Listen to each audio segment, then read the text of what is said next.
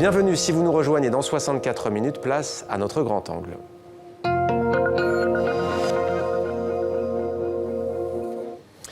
Faits alternatifs, fake news, post-vérité, réinformation, le petit lexique de la crise de l'information et du journalisme ne cesse de s'agrandir. Phénomène amplifié par l'émergence des réseaux sociaux. Avec nous pour en parler, Pascal Froissart, merci d'être avec nous. Vous êtes chercheur en sciences de l'information, spécialiste de la rumeur. Avec nous également Guillaume Brossard, fondateur de Hoaxbuster, qui vérifie l'information en circulation sur le web depuis 17 ans, depuis 2000 très exactement. Alors peut-être d'abord pour définir les termes, fake news, une expression anglophone que l'on ne devrait pas utiliser sur TV5 Monde, mais elle a le vent en poupe. Fake news, fausses informations, ça paraît antagoniste, c'est quoi au juste selon vous ? Alors une fake news, alors il y a plusieurs définitions possibles. Moi celle que je retiens, c'est qu'il s'agit d'une information qui est fabriquée. Alors de toutes pièces, ou alors on prend des petits bouts de vérité et puis on y accole des petites choses à sa guise pour lui donner la couleur qu'on veut. Définition pour vous ? J'aurais bien du mal parce que je pense que c'est quelque chose de très nouveau. Lorsqu'on regarde sur, par exemple, Google Trends, on voit que le terme fake news n'apparaît que véritablement depuis novembre 2016, c'est-à-dire il y a quelques mois, 2 mois. Si on regarde même la création des pages Wikipédia sur ce sujet-là, c'est janvier pour la version fake news, la page anglophone, et février pour 2017 pour la page francophone. Donc on voit que c'est un concept tout à fait moderne pour une réalité probablement très ancienne, la réalité de la fausse information, de la désinformation, du canular, du hoax. C'est quelque chose qui est très très ancien. En revanche, visiblement, on a besoin d'une catégorie là récemment, depuis 3-4 mois, pour décrire quelque chose de nouveau. Et cette nouveauté-là, de mon point de vue, est la désinhibition du monde politique vis-à-vis du canular, vis-à-vis de l'information orientée, partiale, fausse. Alors justement, un homme est devenu emblématique en la matière. Il s'agit du nouveau président des États-Unis, Donald Trump, qui passe son temps à s'en prendre à la presse américaine en disant « vous relatez des fausses nouvelles ».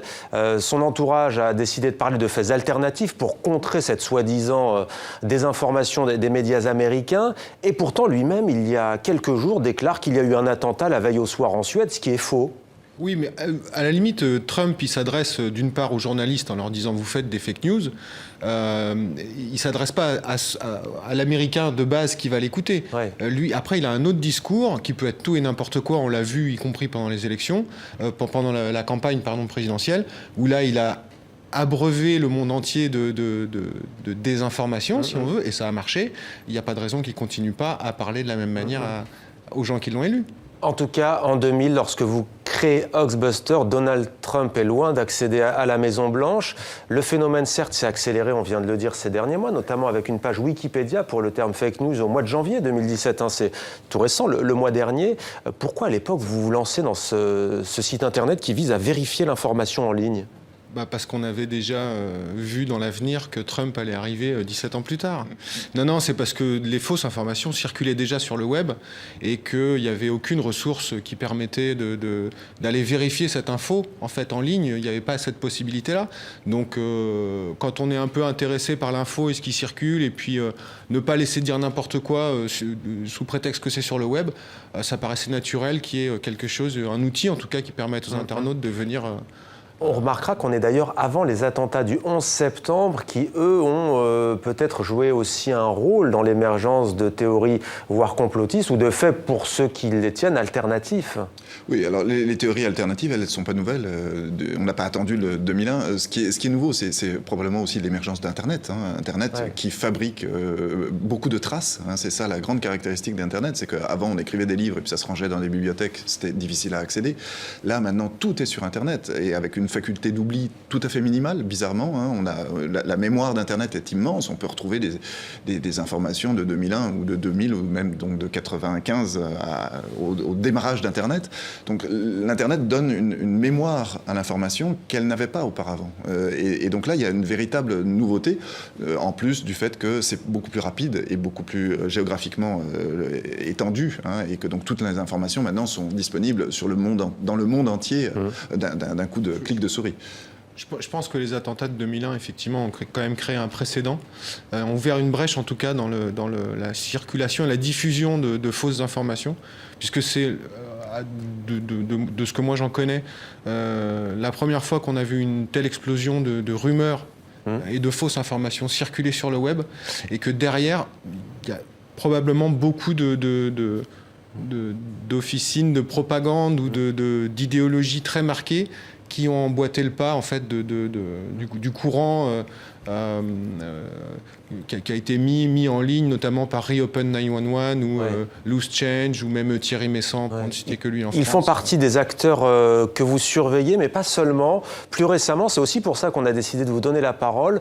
C'est vous qui aviez été derrière la révélation sur la journaliste britannique lors de la conférence de presse de François Fillon. Le candidat de la droite à la présidentielle française déclare à un moment donné lors de cette conférence de presse que la journaliste britannique qui a interviewé son épouse Penélope Cruz se démarque totalement de François Fillon, se démarque totalement des propos qui auraient été ressortis de leur contexte. Or, vous très très vite, vous dites que c'est faux. En fait, c'est un peu un hasard. C'est que Éric Ciotti avait dit la même chose sur BFM TV la veille, ou l'avant-veille, le samedi, et depuis le dimanche, la journaliste Kim Welcher essayait d'attirer l'attention pour dire mais non, je me suis jamais excusé de quoi que ce soit, c'est pas vrai, c'est pas vrai, c'est pas vrai.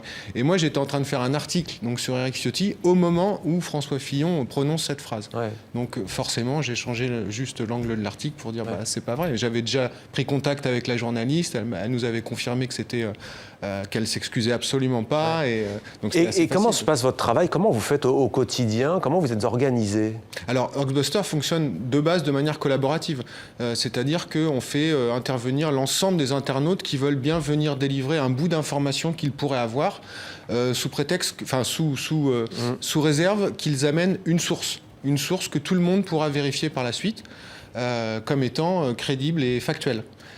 Si c'est pas le cas, on la prend pas en compte. Après, il y a des cas, typiquement comme le cas de la journaliste anglaise, où là, on a traité l'info, moi je l'ai traité en direct, mais sinon, généralement, on est organisé de manière collaborative avec l'ensemble des internautes qui veulent bien intervenir. Et c'est très tendance, ça s'appelle le fact-checking, la vérification des faits.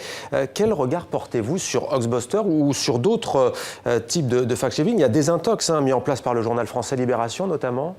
Alors des intox, des codex par le monde, et puis les grands réseaux, Google et Facebook, qui sont en train de fabriquer maintenant des dispositifs de fact-checking.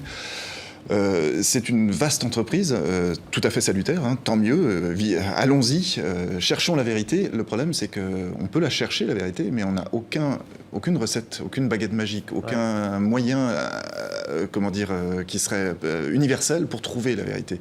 Donc il ne faut pas trop faire d'illusions non plus, il faut chercher la vérité sans penser qu'on va la trouver à chaque fois. Et c'est ça un petit peu le danger de tous ces dispositifs, c'est que si on croit qu'il suffit de trouver la vérité une fois et de l'écrire sur un site pour que tout le monde en bénéficie, là on se trompe, parce que les vérités sont changeantes, parce que les vérités ne sont pas toutes faciles à comprendre, pas toutes facilement interprétables, parce que également il y a des vérités qui ne sont jamais dites. Je sais pas, Napoléon, on ne sait toujours pas s'il a été empoisonné, on a des doutes, mais bref, le problème de la vérité, c'est pas un problème simplement de fact-checking. Le terme même de fact-checking, le fait de résoudre le problème de la vérité au simple fait est en fait très problématique sur un plan philosophique, mais aussi simplement sur le plan journalistique, parce que les journalistes eux-mêmes ne sont pas à même de savoir exactement ce qu'est un fait. C'est-à-dire, ils peuvent rapporter un fait, mais ils ne peuvent pas assurer de la véracité d'un fait. En fait, dans la société, on a des dispositifs pour légitimer les faits qui sont beaucoup plus vastes. C'est les historiens, c'est la justice. L'interprétation, au fond, et le sens que l'on donne à ces faits, peut-être, et le recul. Même aller chercher les faits.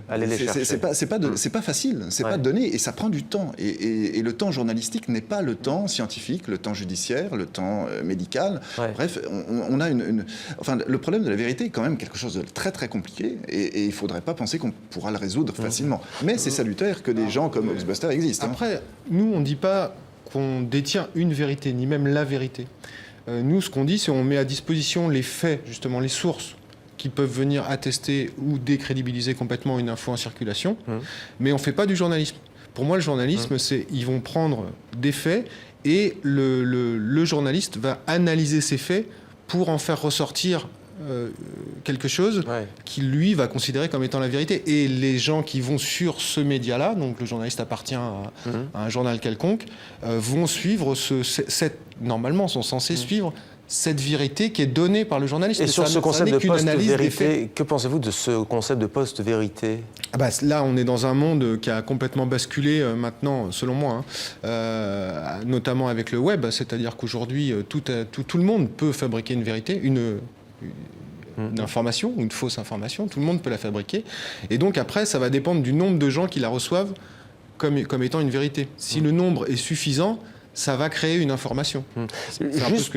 Prenons par exemple, en ce moment, on parle beaucoup, alors ne mélangeons pas tout, mais des cyberattaques imputées à la Russie, à tort ou à raison. Prenons des médias qui sont pro-russes et qui existent en français. Pour vous, prenons Russia Today, par exemple. Vous dites que ce n'est pas forcément un site adepte des fact-checking, des fausses informations. News, mais Russia Today, non, pour moi, ils font pas forcément de la fake news, mais ils ont un traitement très idéologique de l'information qui fait qu'ils ne vont traiter que certaines infos. Ils vont laisser toutes celles qui les dérangent. C'est leur ligne éditoriale. Ils ne vont jamais en parler, c'est leur ligne éditoriale. Mais c'est ça qui les rend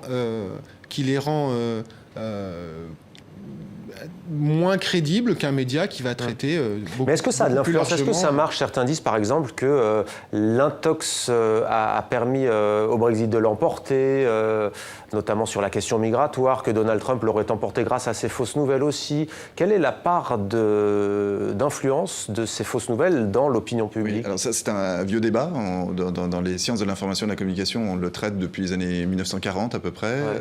Ce qu'on sait, c'est qu'en gros, il n'y a pas de lien direct entre l'opinion des médias et l'opinion publique, que même la notion d'opinion publique est quelque chose d'assez compliqué et complexe, mais en gros, il n'y a pas de pouvoir. Il y a la notion de quatrième pouvoir, d'un point de vue scientifique, ça ne tient pas ça tient pas longtemps. En revanche, ce qu'on sait, c'est que le bruit médiatique, l'attention médiatique, elle est dirigée par cette espèce d'agenda médiatique. Et tout le bruit que fait Trump, tout le bruit que va faire un tel contre le Brexit, etc., ce sont des bruits qui empêchent que le débat se développe sur des bases plus, constructives.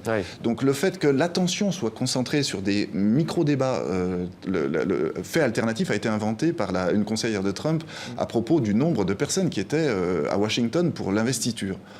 Mais quel est l'intérêt ça n'a aucun intérêt, alors cette information-là. Il suffit de comparer deux images, d'ailleurs, entre la précédente. Et même sans rentrer là-dedans, ça n'a pas d'intérêt en soi. Eh bien, on voit que le débat, tout le monde s'est concentré sur ce petit bout de sucre pour attirer l'attention sur un non-débat. Il n'y a pas de débat là. Et donc, c'est ça qui est problématique. C'est pas tellement l'opinion, le pouvoir de ces faits alternatifs sur l'opinion, c'est plutôt que ça occupe le temps médiatique et qu'on discute de choses absolument anecdotiques alors qu'il y a des choses plus importantes. Peut-être que l'émotionnel a pris le pas sur l'information aussi. Et du coup, une information qui n'est basée que sur de l'émotionnel a beaucoup plus de chances de se diffuser qu'une information qui est basée sur des faits qu'il faut analyser justement et pour lesquels il faut prendre du temps. Là, il n'y a pas besoin de temps. C'est du sensationnel et c'est un peu la politique de communication, en tout cas, de Trump. Merci Guillaume Brossard d'être venu sur notre plateau. Merci à vous également, Patrick Froissart, d'avoir répondu à nos questions et de nous avoir éclairé sur ces sujets sensibles en ce moment.